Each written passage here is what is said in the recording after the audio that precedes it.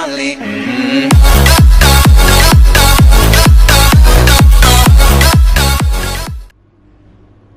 We had a major issue on the production line earlier this week, so the entire development package for this weekend has failed. Check your workstation for the details. Hello guys, Turbocharged 51 over here. I hope you're having a splendid day so far. Unfortunately, we start off this episode with a little bit of bad news. Our minor aerodynamic part has failed, so we won't have any upgrade going into this Canadian Grand Prix, but let's take a look at the performance chart. Mercedes have jumped back onto the top. As you guys can see, that little greenish line at the top is above Ferrari, but also Red Bull are catching quite quickly to the top teams, so you never know. By the end of the season we might have a big battle at the top. Haas have jumped Renault as being now the top midfield team on paper. McLaren has gone a little bit ahead of us, and Williams at the bottom are also starting to upgrade so that they can catch the Sauber team. So everywhere around the field the battle is heating up, and everything is getting so much more interesting as the season progresses. On top of the bad news, guys, unfortunately the replay camera's glitched out again. You guys won't be seeing any replay camera footage, but only my POV. I'm sure it'll be fixed by France, but other than that, let's head to qualifying.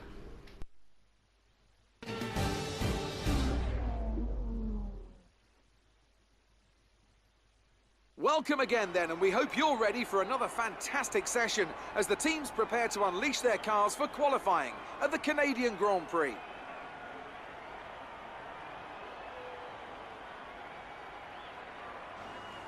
Looking at this field today, Ants, do you think we're going to see anyone take a chance, maybe run the harder of the available compounds and save some of the grippy tyres for the race tomorrow?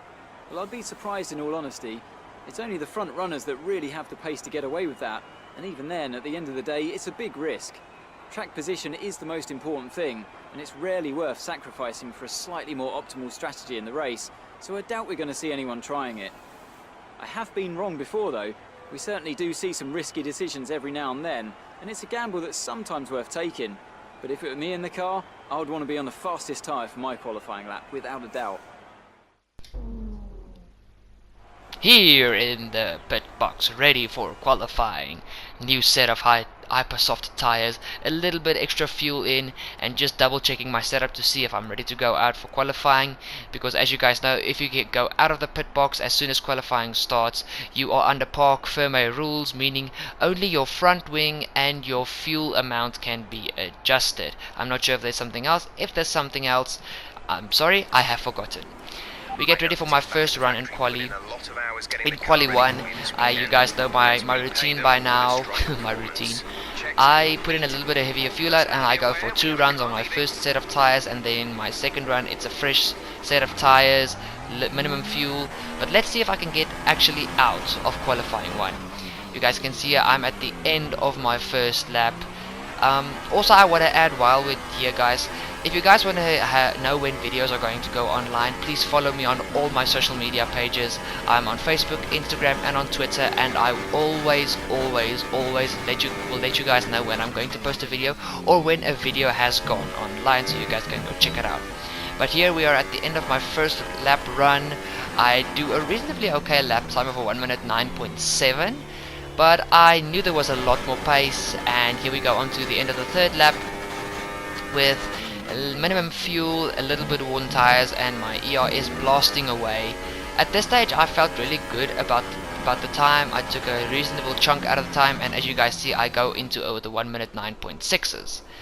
As we fast forward qualifying here, well, first of all select a new set of hypersoft tires and drop the fuel load so that the car can be at its fastest at the end of the session when the track has been rubbered in by all the other cars as well. We fast forward time, and at this stage I had a little bit of time to think. I don't know which is my favorite corner on this track. Is it the hairpin? Is it that fast chicane just before the final straight? Is it maybe that tight and twisty chicane before the hairpin? There are just so many fun corners on this track, it's impossible to choose a favorite corner. But other than that, we head out for our final run of Quali 2 at 82nd now, and as you guys could see I am in P16, so I'm already in the drop zone. My teammate Pierre Gasly is on the verge of being knocked out, and with all the cars most probably going to better their time, we had no choice but to go out. I know Pierre was on the track with me because I saw his dot on the minimap, but he was about a lap ahead of me, so when I started my lap he entered the pits. As you guys can see, we go on to our final lap of Quali 1 with only a minute on the clock to go. We head up into we're going here into the first corner, down to 4th gear, 3rd to get the car to turn in, over the curb, down to 2nd to get the car to turn in here at the hairpin. Slowly increase the throttle and go to 3rd, 4th to kill the oversteer. We go here into this very fun chicane, down to 4th gear, floor it through here. As soon as you can get onto the gas, you get onto it flat out through this section into another chicane, 3rd gear to get the car to turn in. It's a much tighter chicane on the entry. The exit though is flowing, but it's easy to oversteer. Onto the straight where DRS has been added into the 2018 season, down to 4th gear, clip both curbs on this next chicane. Little kick of oversteer on the exit there that lost me a bit of time, but I couldn't help that. We go up here into the hairpin. It's a very slow corner, down to 1st gear to get the car to turn in, up into 2nd and then 3rd to kill the oversteer.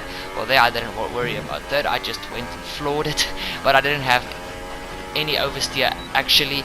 Here we barrel down the straight with a car with the 2nd worst engine at this stage, 338 or 9, I couldn't see there quick enough, but let's say 338 kilometers an hour. Open the DRS for the final straight, overtake on the ERS, and will we make it into Quali 2?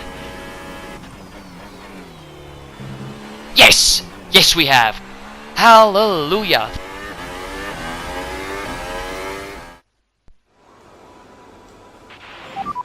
We seem to be having some software issues at the moment.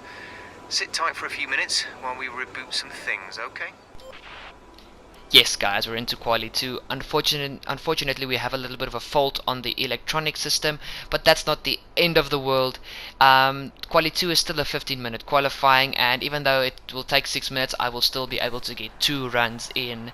I felt good at this stage, but I knew to get my car out of qualifying 2 was going to be a mission and a half, because yeah, we're not near the pace we have to be to get out of Quali 2, but try is all we can do. With my suspectants, I didn't think we were going to get more than 14th, 13th if we were lucky, but I was still going to do my best. Sometimes you surprise yourself, especially I've realized that if you like the track, you usually do better than you expect, but sometimes that can also bite you in the rear for being overconfident. As you guys can see, we head on to the end of my first lap, and I had a few fresh sets, but I did this on the worn set that I used for my final run in Quali 1, and it wasn't a fast lap. As you guys can see there, a 1 minute 10.1. Yeah, it's not fast. It's not fast. I needed the new set, and I knew that I had to do a blistering lap time to just not be 15th. We fast forward time to almost at the end of qualifying, so that there's the max grip on the track with max rubber laid out on the track. Final run guys, will we make it into Quali 3 or will we just be 15th? We never know, let's see. We head on to the end of our lap. The time is just about to run out to signal the end of qualifying. We go through here, you guys can see I'm up by quite a lot on my first lap. We're into hot lap mode, here to down to the hairpin, as you guys know. 1st gear, then just up to 2nd gear for qualifying, I'm guessing. Yep, I floor it, 3rd gear, 4th gear, 5th gear, 6th gear, 7th gear, overtake on the ERS, wait for the DRS detection, 8th gear, DRS open, and here we barrel down the back straight. What speed are we going to reach this time? 338 kilometers an hour, down to 4th gear, as quick as you can through that chicane, open the DRS, hot lap, as soon as you hit 7th gear into overtake mode, and the position we secure is only 15th position. Oh damn it man, I wanted to do so good. It's been a great qualifying session for you. Are you going to carry that momentum into the race?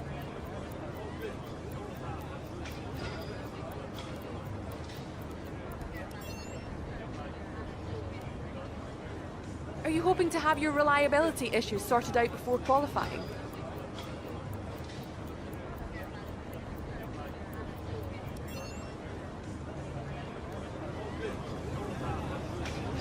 Great! Well, that's everything.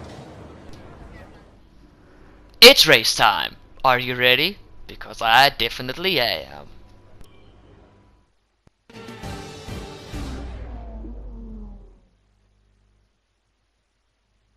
Well then, after an exciting qualifying session yesterday, let's take a look at how the cars line up. Sebastian Vettel has a clear track ahead of him today. He starts in pole position, and it's Lewis Hamilton alongside. Looking down the rest of the grid, we have Raikkonen, Ricciardo, Valtteri Bottas, and Verstappen, Grosjean, Hülkenberg, Ocon, and Kevin Magnussen, Perez, Sainz, Fernando Alonso, and Gasly, O'Connor, Leclerc, Lance Stroll, and Stoffel Van Dorn, Ericsson, and Sergei Sirotkin rounds off the grid. And now it's time to head down to the track. Okay, here we go. I know what you can do. Don't let me down. Guys, just quick comments here about my strategy. You guys will see here, the 1 stop and the 2 stop are literally less than 2 seconds apart from each other. In my opinion, I need to drive a little bit more aggressively when it comes to the strategy. So at this part, I wanted to do the 1 stop, but I knew at the end of the race those super soft tires were just going to kill me. So I went for the 2 stop strategy. I wanted to start on ultra softs, go to a second set of ultra softs, and then end my race on the hyper softs, with the idea of hopefully most of the guys being either on super softs, which will be already worn, or heavily worn ultra softs. So at this stage, I was just gonna go full blast and give it my all. I hope you guys enjoy. Round 1, fight!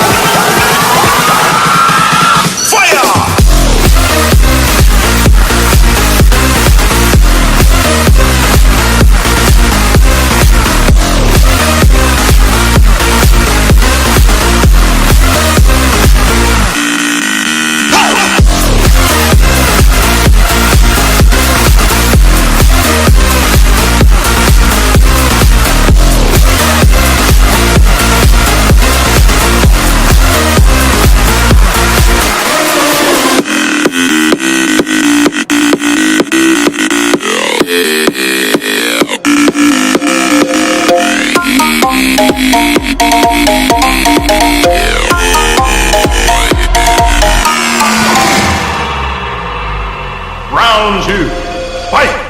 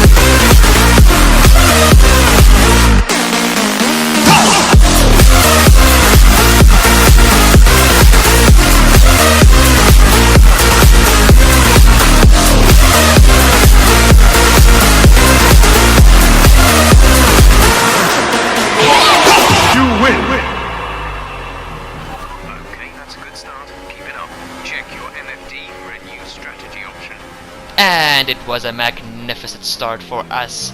And unfortunately I couldn't see how anybody else started, because thank you replay cameras for glitching out like crazy. You guys see it already on the end of the first lap. I already get the opportunity to change my strategy, but I believe in the 2-stop strategy here at Canada. I nearly forgot where I was driving. Wonderful turbo.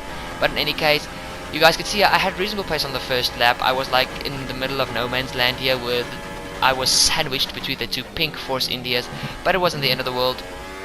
I unfortunately get my first track warning already at the end of the first lap, but it's okay. It's not the end of the world. I didn't get a penalty for this race. I'm already telling you guys that. I also want to tell you guys, if you haven't seen the previous episode yet, to go check that one out. Spoiler alert, it was a crazy race. There was a massive crash between me, Lewis Hamilton and Sebastian Vettel, and the race ended with the two cars that I am busy being sandwiched within won the Grand Prix. Perez finished first and Esteban Ocon in second, but trust me guys, even though I've spoiled that and you haven't watched it yet, you want to go watch that race. Action packed at a track that usually is the most boring race of the season, Monaco. Trust me, you want to go check that one out, and if you go check it out, I make you a deal if you just went backwards, so hit that like button. Other than that, we head on to the end of lap 2. As you guys can see here, Esteban Ocon and Roman Grosjean were battling intensely. You guys also know Roman Grosjean is my rival.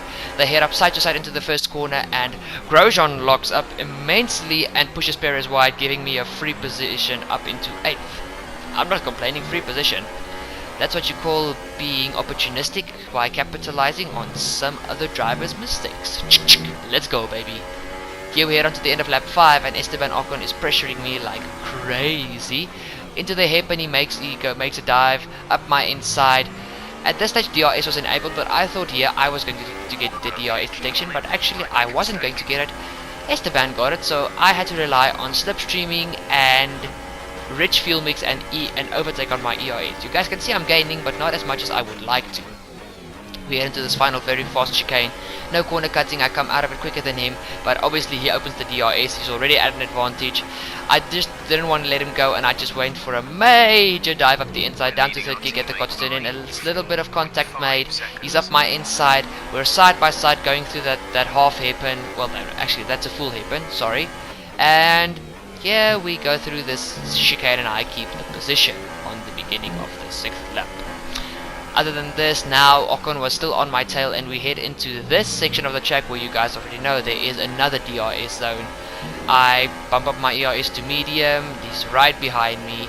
He's got the DRS detection, but I keep him behind me. He didn't go for the move. I'm sure he's waiting for that extremely long back straight, which is just so fun to get top end speed by. It's like China, guys. A track with a nice straight is nice to get top speed, and the overtaking is always fun then. This time he comes up my outside at the hairpin. I take the inside line first, second gear. I got a little bit of oversteer, but not too much. And this is where I had a problem, because now look how he just sails past me with that Mercedes motor powering that Force India. That car might be pink, but damn, it's fast on a straight line.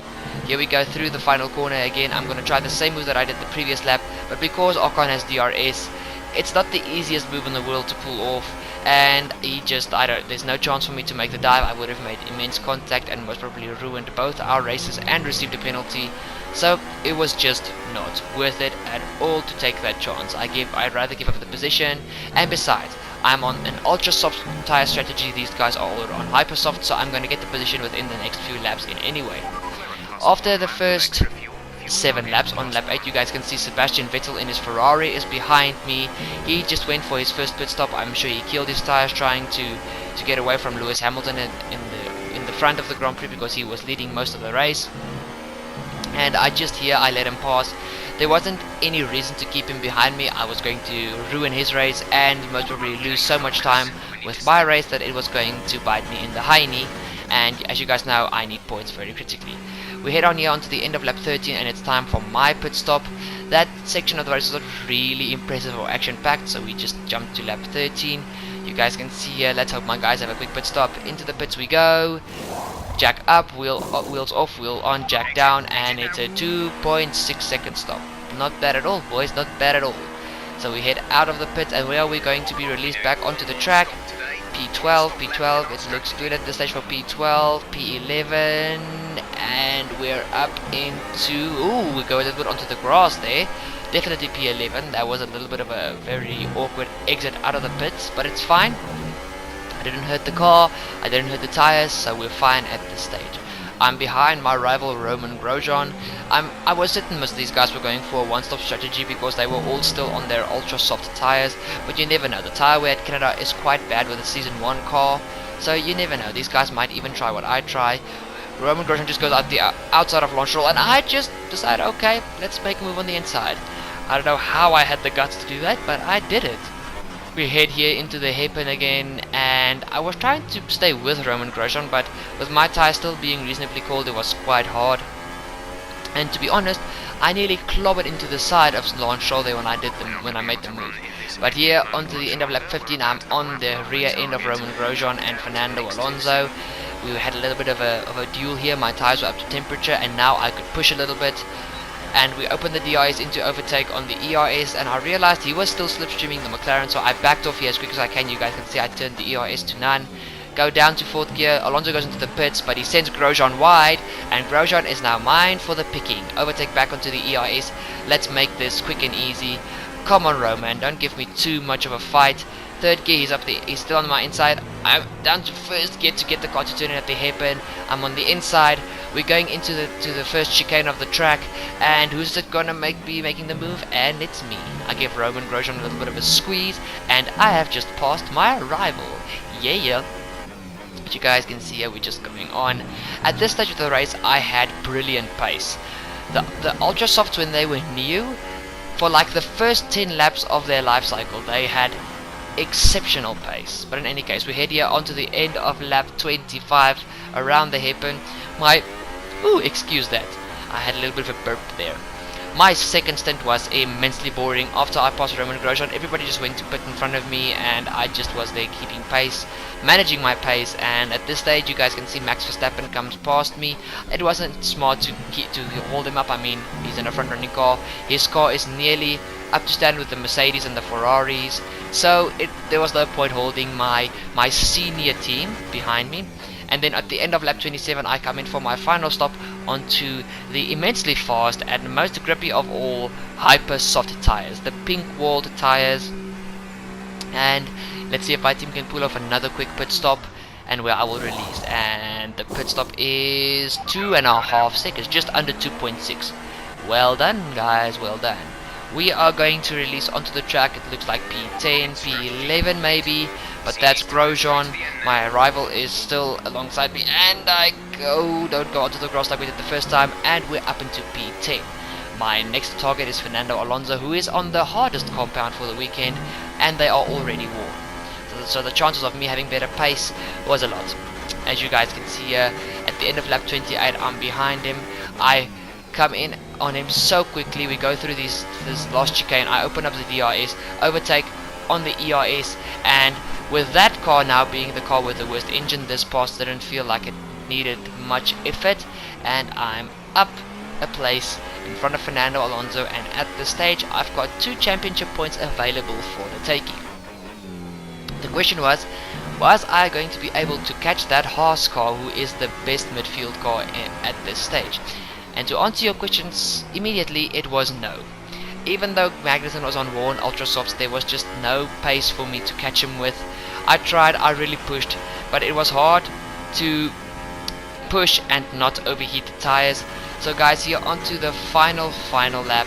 We're going to come through for P9 and take home 2 championship points. 2 points are better than nothing. That means we have money to develop the car, and this was one hell of a fun race. I hope you guys enjoyed it. Okay, good job, mate. Really well done. That was a fantastic drive. Come now, follow my lead. I may be crazy, don't mind me. Say what? Let's go. Too far. Got my money stuck. Better body on me. Come now, follow my lead. Come now, follow my lead.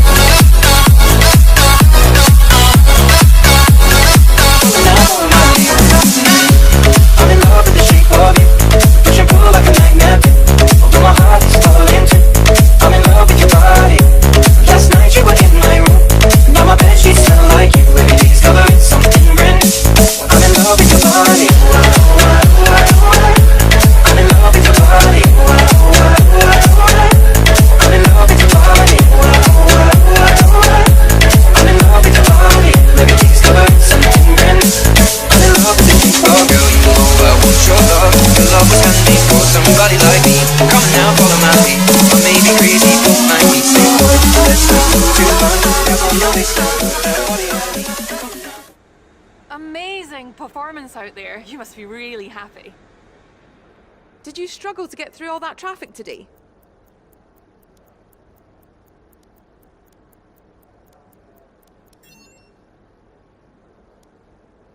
You're beating all expectations. Would you say we all underestimated you?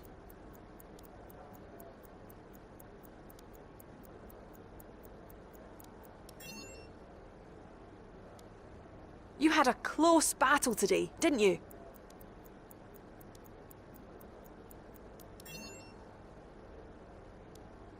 You had a bit of a rivalry going on, but it looks like he bested you.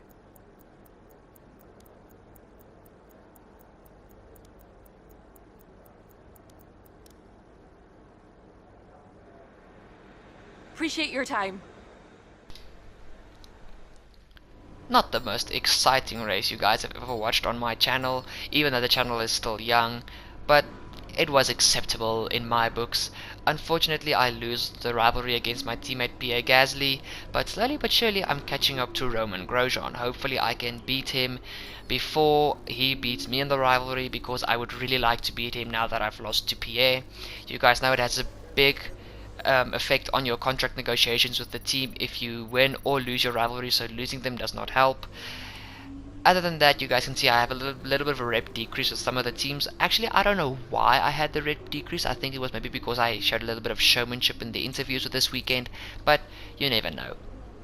You guys can see we've got a little bit of upgrades to do. We've got one upgrade to rebuy, even though it's like, I think it's 25%, and we also cannot buy the power upgrade, so we go for the third upgrade on the gearbox to make sure that the gearbox is going to be durable for the rest of the season, and that also unlocks the other gearbox on the left hand side of the reliability tree.